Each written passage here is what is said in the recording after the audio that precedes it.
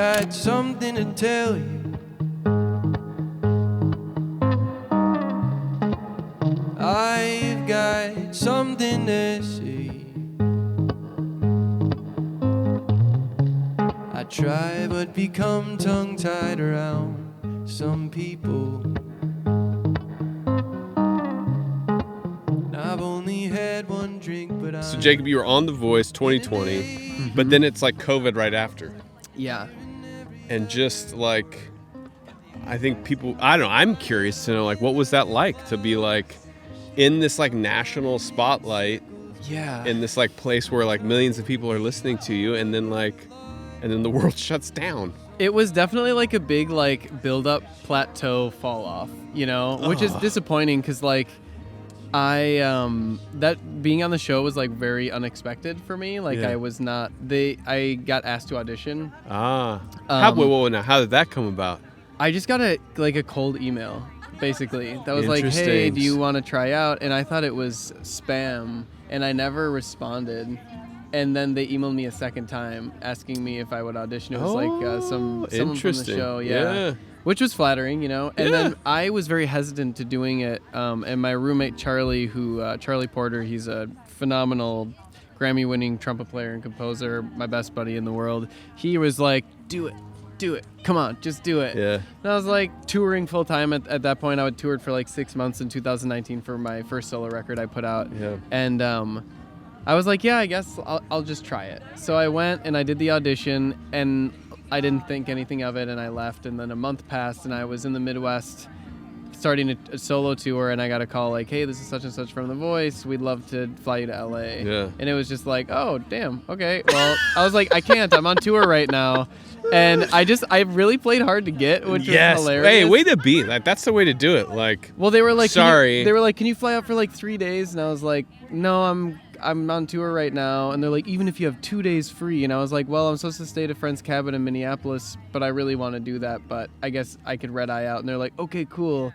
Let's do that. So it was funny because throughout the entire process, I was very hesitant, but it was overwhelmingly positive. It was. Yeah. Can you give a highlight? Like what was an unexpected highlight? Like, oh wow, that was. I mean, other than like James Taylor and all that these was other sick. people. Yeah, that was amazing. The greatest thing was the friendships I walked away with. Honestly, Okay. Like the working relationships with artists on the show. Like probably 4 or 5 people I am totally solid with moving forward and have gigged with. And like I went to Hawaii and played at the Blue Note with my buddy Thunderstorm and like like a bunch of just really meaningful relationships I was able to Are you all forge. spending a lot of time together, like in between everything? Or Yeah, like... so you are sequestered in a hotel. Oh wow. So you can't. Everybody's in there together. It's basically like a summer camp for adults, and it's like 150 musicians from around the country. That's an interesting like petri dish. Oh, and it's all walks of life. Yeah. All. You know, genres, everything. All genres and all age groups too. Like you have like the 16-year-old kids, and then you have like the 50-year-old dudes or whatever, and it's like just completely wide span of artists and people. And is there long stretches of time? The first month you're there for like the blind audition is like a month. A month? A full month you live in LA. Yeah, I lived in the Burbank Marriott. How in the world is it a month? Because you have like vocal training. And like you work with vocal coaches and you get your song picked and there's wardrobe and tons of legal stuff. Honestly, it is a multi-million-dollar, like hundreds and hundreds and hundreds of employees machine. Yeah. And they've been doing it for 20 plus seasons. So, you know, they have it totally dialed in. Yeah. So all that to say, it was very interesting to do that. Someone distracting you over there. Yeah, so I hadn't seen it in a while. But all that to say, did it, and it was surprisingly positive. Yeah. And I felt like, I made some good connections with the people who both worked on the show and a lot of people that were artists as competitors or whatever. And it was interesting, though, because like all of it happened and aired, and then it basically aired the week that COVID hit. So it was like this super boost where it was like, oh, like I was on a good trajectory for touring and just being like, I'm a completely independent artist. I book and manage myself and everything. And so it was interesting to go from like 0 to 60 where it was like, I'm going to tour the world this year. And then COVID, and it was just like this plateau free fall. So it was like all the plans, all of the momentum you build and the snowball, it like dissipates entirely. I mean, so that was everyone had a COVID moment where like the world slowed down, but I feel like this is like that was a bittersweet. This is a cartoon. That was a bittersweet pill to swallow. Yeah. So what did you do? How did it feel? I mean, I recorded a record as soon as I got done on the show, or like was wrapping up the show, and I've just been working on the record. I mean, it's been sitting now for a while just because of stuff. I launched a Kickstarter, and I did gain a lot of supporters throughout the show because it's just such a huge platform, which I'm super grateful for. But just like booking into this next year, and it's cool to come out of, whatever phase we're in with COVID now. It's not like post-COVID, but whatever phase we're in now, I feel like the momentum I left in 2020 has picked up and started to run down the hill now. So that feels really good. So unique, though. What a fascinating like story. Like everyone has an interesting story, but you have like this exacerbated version of this. Like, it was a very unique situation for sure. But it was nothing bad to say about it, really. Okay, so let's go. Let's switch gears and let's go. Sure. Let's go to farmhand. Oh yeah, like the opposite end of the spectrum. Yes, I did that for a while. Yeah, so like North Carolina, and just going, hey, I'm gonna go immerse myself in this. Yeah, be unknown, experience this thing. Yeah, in 2011, I started Woofing, which is a program that's still going on. It's a worldwide opportunities for organic farmers. And it's worldwide opportunities for organic farmers. Farmers, yep. Woofing. Woof, yep. WWOOF. And it's a really cool old school work, like kind of old style work trade program where you become a member and then there's a bunch of hosts and you find a farm you want to work in. In this situation, I really wanted to go to North Carolina because at the time I was studying Appalachian folk music and like country family bands like the Carter family and old bluesmen from the South. And I was really like obsessed with that kind of music. I wanted to learn everything about it and study it and find the players and stuff. Okay, let's come back to that. What is it about the Blue Ridge Mountains that's like this mythical thing? It's lore. All the lore surrounds it. I don't really know, but it's really amazing. Like when you're down there, you can feel it. It's like when you go to New Orleans. It's like there's something about it that carries weight. And it pulls something out of you? Yeah, or I it's think like so. Or even to just experience it. And there's so much like mystery and there's like as much beauty as there is. I think like so much with the Appalachian stuff, like it's riddled with murder ballads and very dark, macabre, like material and subject matter and themes and stuff that like as amazingly beautiful it is, there's also this like duality to it where it's like very dark and mysterious. That's gotta be and I think there's something cool about that, you know, because like I don't know. And no one reads the same book twice. So it's like you go there and you have your own experience and it's just kind of neat.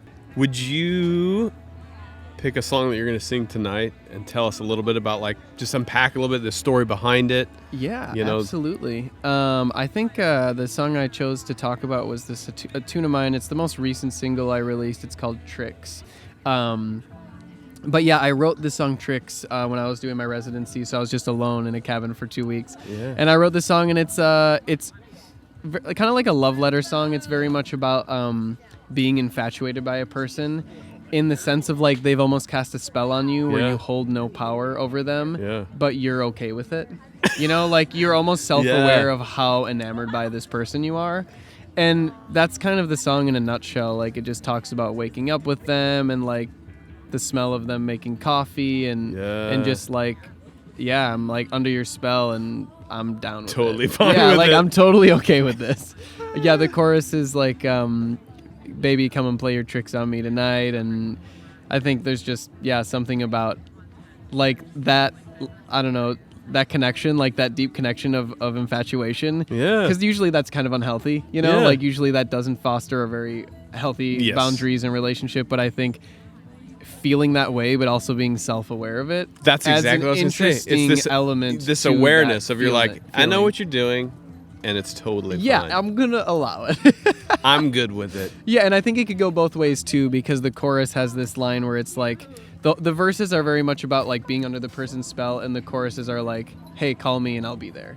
kind of thing. Yeah. So that's the song I'll sing tonight, and I think I'm gonna have my friend Margaret come up and sing with me on the tune. And she was actually on the original recording of the song as well. So fun. So she's just here actually to hang and watch music. And I was like, oh, do you want to? Have you told her yet? Yeah. Oh, that would be great if you like surprise her, like get up here, Margaret. I should. Yeah, I should have lied on the mic.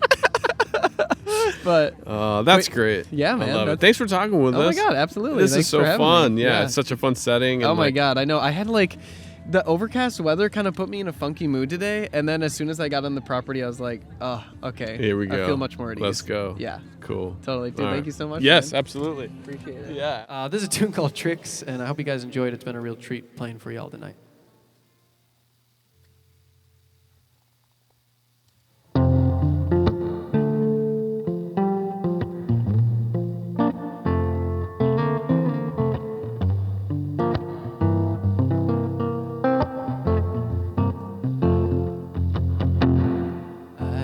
Tell by the way you smile, you're up to no good. And I think it best if I just play along. I like your spells that last a while longer than they should. I'm a masochist, I need your siren song. Loving you is easy, and living's just the same. It's when you're not around, I feel the pain. Yeah, know that when you need me, all you have to say, all you have to say, baby, maybe you can come around by me tonight. Baby, maybe you could wrap your arms around me real tight. 'Cause the bed looks bigger in the frying pan's too wide. Baby, maybe you can play your tricks on me tonight. Whoa, oh.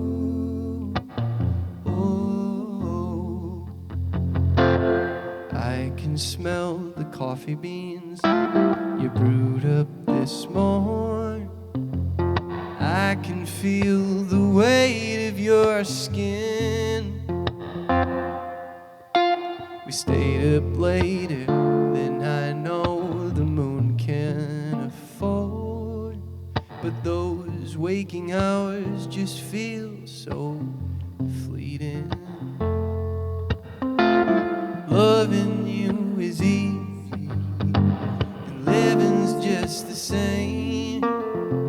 It's when you're not around, I feel the pain. Yeah, know that when you need me, all you have to say, all you have to say, baby, maybe you can come around by me tonight. Baby, maybe you could wrap your arms around me a little too tight. 'Cause the bed looks bigger in the frying pan too wide. Baby, maybe you can play your tricks on me tonight. Whoa, baby, maybe you can play your tricks on me tonight. Whoa,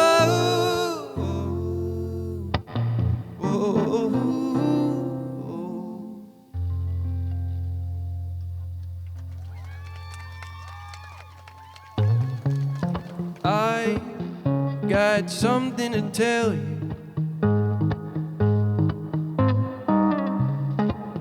I've got something to say. I try but become tongue-tied around some people.